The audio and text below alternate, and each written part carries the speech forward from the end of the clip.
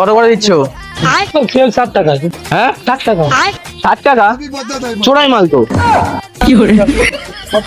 ওটা চোরাই মাল তো, এগুলো 60 টাকা করে বিক্রি। 6 টাকা কি করে প্রুফ করবেন?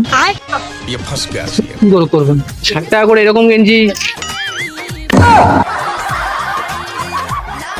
তা এগুলো কত বলছো? 60 টাকা করে না? তা সব 60 টাকা?